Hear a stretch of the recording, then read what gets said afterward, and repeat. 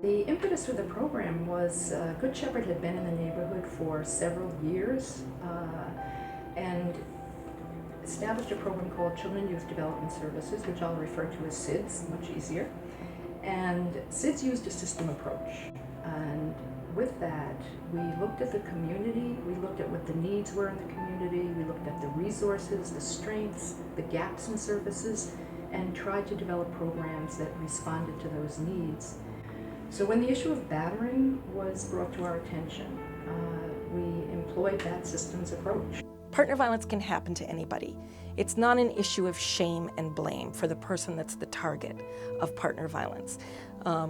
We really want to hold the abusers accountable, and we want the survivors to know that they do have options for safety. I'm gay, and I met another man, and we started seeing each other. Initially, it was a great relationship. It was almost too good to be truth, and it ended up being too good to be truth. We ended up getting married. A perfect relationship initially turned slowly into an abusive one, and one that I wasn't even aware that it was abusive until I actually spoke with someone, with a professional outside the relationship. At the beginning, he was attentive, he was supportive, and he wasn't as opinionated as he became. And then the abuse started out of the blue. I didn't really know I was abused at first because it was so normalized in my community. Al principio fue muy bonita y normal, un matrimonio bonito, pero después se convirtió muy tormentosa y problemática. I've worked with undocumented women. You see a lot of those cases where these are women that have no access to any kind of services in New York. They don't qualify for public assistance or Medicaid.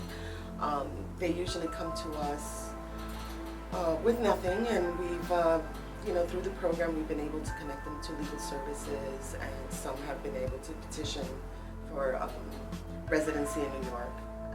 When I went to my mom and I told her, and I had heard stories from my mother and all the women in the community, when I told them that I was going through this, that he was hitting me, that he was slapping me, that he was economically controlling me, sexually, spiritually, they told me, well, you made your bed, you lying. It's a shameful thing in many ways in our society for a man to accept that they're going through an abusive experience. The Safe Homes Project provides an entire range of services to survivors of domestic violence. That includes a short-term emergency shelter, and then we also provide services to survivors that are outside in the community. Some may be living with abusers, some may not be living with abusers, and we provide counseling, support groups, legal advocacy, other kinds of advocacy that people might need in order to develop safety plans or to really work on getting safer. I didn't understand how somebody that could, that I was in love with and professed to be in love with me, be getting progressively more aggressive. The abuse made me feel less than an insect. Yo me sentía con baja autoestima y me sentía humillada y mal.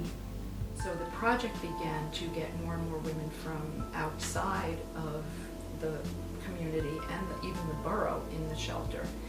And eventually that also led to our change in name from Park Slope Safe Homes to the Safe Homes Project, because by then we were certainly reaching out beyond the immediate neighborhood. And so we eventually became a full-fledged project of Good Shepherd Services, but it was not until 25 years later, on our 25th anniversary, that we publicly came out as a project of Good Shepherd Services. We are out in the community talking to community members, neighbors, school groups, etc., so that we can really talk about the needs of survivors and the kinds of services we offer to as broad a range of an audience as possible. So I found Good Shepherd Services, and it absolutely changed my life. And to hear that day when you can hear someone who has come to the project actually let out a belly laugh, a genuine, real laugh, a lightness of being kind of around them, and you see them turn to someone in a support group and begin to offer help to that person and support to that person, you see the impact of the project and what it is able to offer. In over 20 years, which is how long I've been at Safe Homes, so that's half the life of the program, I have witnessed all kinds of transformations. I have been honored to work with survivors, to see so much of the determination and strength and courage that they possess. Sometimes you see them, they appear broken, terrorized, scared. And I would say about the third month, women are kind of, you see a certain blossom. My future is so bright, I need sunglasses. Good Shepherd Services gave me the sun that I carry in my soul, that was mine, inherent, that I was born with, that was clouded and shadowed by my abuser.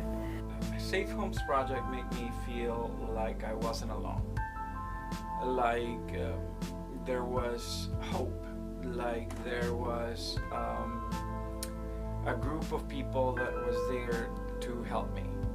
And I tell them that I feel like they literally saved my life. They're leaving a little more confident, you know, and more focused on their safety. Estoy más tranquila, más relajada. Vivía estresada y con una autoestima muy baja. Yo tengo 4 niñas y no me gustaría que sufrieran ninguna de ellas violencia doméstica. I learned that I'm all right, that I can handle this world, that I'm good, that I'm bad, that I'm serious, that I'm angelic, that I'm worthy. Shadow woman, woman of night, mystery woman of sorrow. Shadow woman, fear holds you tight. I pray that you live to see tomorrow.